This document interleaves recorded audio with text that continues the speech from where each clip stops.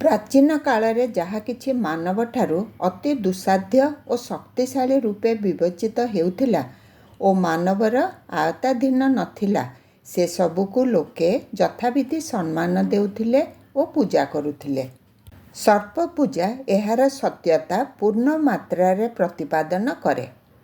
ख्रीष्ट युग पूर्वरु सर्प पूजा सार्वजनीन थिला।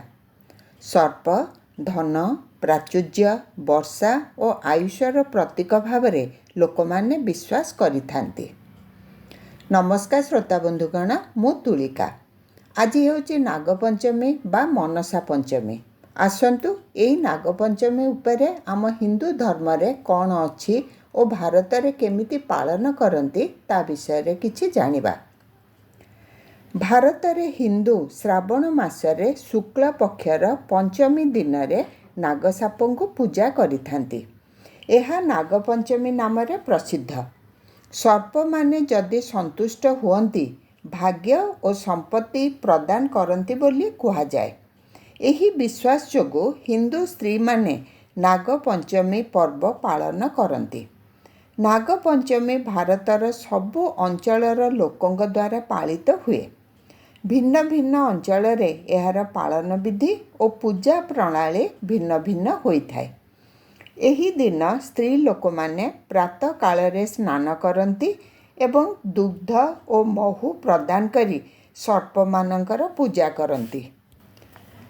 नाग माने बास करुथिबा हुंका मानंकु चंदन एवं कुंकुम रे सजा जाइथाए एवं सेही गात मध्य रे क्षीर ढला जाए।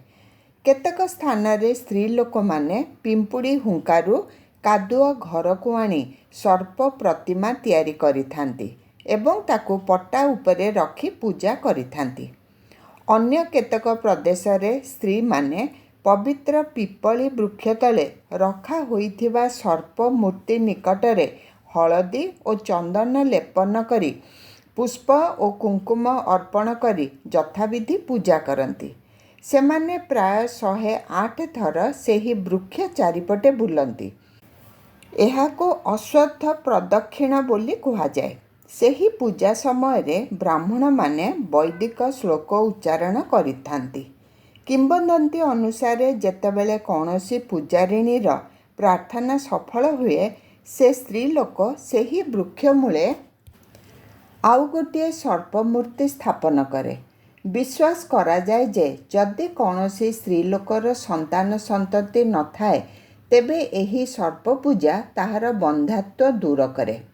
साधारणतः एही दिन सापुआ केला माने साप पेड़ी रे साप मानंकु आनी द्वार द्वार बुली एही सर्प मानंकु देखांती। पूजक माने सर्प मानंकु क्षीर महु और अन्यान्य जिनिस अर्पण करी सेही सापुआ केलांकु तांकर पारिश्रामिक मध्य देइथांती। नाग पूजा सह बहु लोककथा मध्य जड़ित। मनसा देवी को सर्प माता बोली कुहा जाए। बंगाला रे तांकर माटीर मूर्ति करा जाए पूजा करा जाए। माँ मनसा देवी को परिवारर इष्टदेवी हिसाब रे लोके पूजा करंती। विश्वास करा जाए जे जदि कौनसी स्त्री लोकर संतान संतति न थाए तेबे एही सर्प पूजा ताहार बंधात्व दूर करे। एही नागपंचमी उपरे केते गल्प मध्यरे सबुठारु लोकप्रिय गल्प हैला जे गोटे बणिक संपूर्ण भावरे सर्प मानंकु घृणा करुथिला। से सेमानंकु हत्या करिबा आरंभ कला।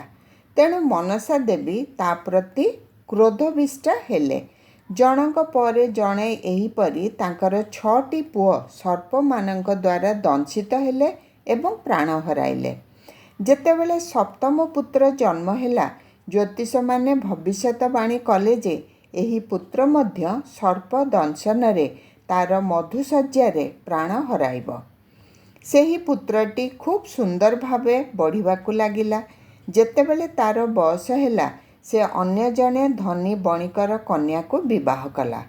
तेणु पिता पुत्र को विवाह राति रे सर्प दंशनरु रक्षा करिबा पाई गोटे लुहा घर तोलाइले। सेही घर भितर को जेपरिकी कौनसी नाग प्रवेश करि न पारे सेथि पाई ଜଗୁଆଳିକୁ ନିଯୁକ୍ତ ଦିଆଗଲା। କିନ୍ତୁ ଠିକ୍ ପାହାନ୍ତା ପୂର୍ବରୁ ଯେତେବେଳେ ସମସ୍ତେ ଟିକିଏ ଘୁମେଇ ପଡ଼ିଲେ, ଗୋଟିଏ ଛୋଟ ସର୍ପ ପବନ ଯାତାୟାତ କରୁଥିବା ପଥ ଦେଇ ପ୍ରବେଶ କଲା ଏବଂ ସେହି ପୁତ୍ରକୁ ମୃତ୍ୟୁ ପର୍ଯ୍ୟନ୍ତ ଦଂଶନ କରି ଉଭେଇଗଲା। ବୋହୂଟି ଦୁଃଖରେ ସେହି ମୃତଦେହକୁ ସଂସ୍କାର ପାଇଁ ଦେଲା ନାହିଁ, କିନ୍ତୁ ନିଜ ସ୍ୱାମୀର ଜୀବନ ଫେରାଇ ଦେବା ପାଇଁ ମନସା ଦେବୀଙ୍କୁ ପ୍ରାର୍ଥନା କଲା। ଶେଷରେ ଦେବୀ ତାର ଭକ୍ତିରେ ସନ୍ତୁଷ୍ଟ ହୋଇ ତାକୁ ଗୋଟିଏ ବର ଦେଲେ ଏବଂ ତାର ସ୍ୱାମୀର ଜୀବନ ଫେରାଇ ଦେଲେ। ସେହି ଦିନଠାରୁ ସେହି ବଣିକ ନାଗ ଏବଂ ମନସା ଦେବୀଙ୍କୁ ପୂଜା କରିବାକୁ ଲାଗିଲେ। ଏହି ନାଗପଞ୍ଚମୀ ଦିନ ଦେଶର ବହୁ ଅଞ୍ଚଳରେ, ବିଶେଷତଃ ମହାରାଷ୍ଟ୍ରରେ, କୌଣସି କୃଷକ ସେମାନଙ୍କର ଜମିକୁ ହଳ ନିଅନ୍ତି ନାହିଁ, କାରଣ ହଳ ଦ୍ୱାରା କାଳେ ସାପ ବା ନାଗମାନେ ମରିଯିବେ। ଏହି ବିଷୟରେ ମଧ୍ୟ ଗୋଟିଏ ଛୋଟ ଗଳ୍ପ ଅଛି। ଥରେ ଗୋଟିଏ କୃଷକ ଜମି ହଳ କରିବାରେ ବ୍ୟସ୍ତ ଥିଲା। ତାର ହଳ ଗୋଟିଏ ସିଆର ଉପରେ ଯାଉଥିଲା। କେତେଗୁଡ଼ିଏ ଛୋଟ ସାପ ତା ତଳେ ରହୁଥିଲେ। ମା ନାଗ ଯେତେବେଳେ ଫେରି ଆସିଲା, ତା ଛୁଆମାନଙ୍କୁ ମୃତ ହୋଇଥିବାର ଦେଖିଲା। ହଳର ଅଗ୍ରଭାଗରେ ରକ୍ତ ଚିହ୍ନ ଲାଗିଥିବାର ଦେଖି ଜାଣିଲା ଯେ ସେହି କୃଷକ ହିଁ ତାର ଦୁଃଖର କାରଣ। ତେଣୁ ପ୍ରତିଶୋଧ ନେବା ପାଇଁ ନାଗୁଣୀ ସେହି ପରିବାରର ଜଣଙ୍କ ପରେ ଜଣଙ୍କୁ ହତ୍ୟା କରିବାକୁ ଲାଗିଲା।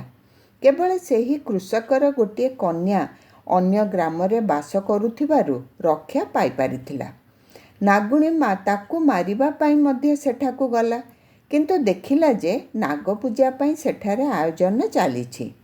ସେ ଝିଅଟି ପୂଜା ପରେ ବାହାରକୁ ଆସି ନାଗକୁ ଦେଖିଲା, ଯେ କି ତାକୁ ସବୁ କଥା ଜଣାଇଲା।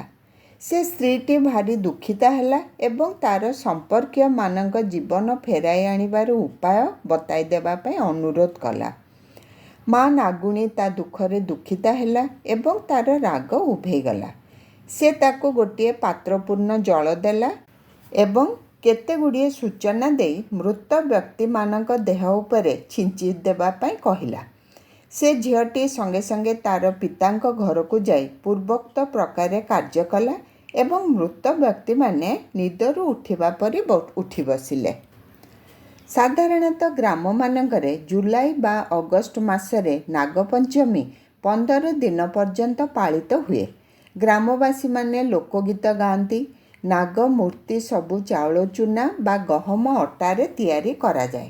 ପୂଜା ଘରେ ସେହି ପ୍ରତିକୃତିକୁ ଦୁଗ୍ଧ ଓ ଖାଦ୍ୟ ସହ ସମାଧି ଦିଆଯାଏ। ଏହି ସମୟରେ ମେଳା ମଧ୍ୟ ଅନୁଷ୍ଠିତ ହୋଇଥାଏ।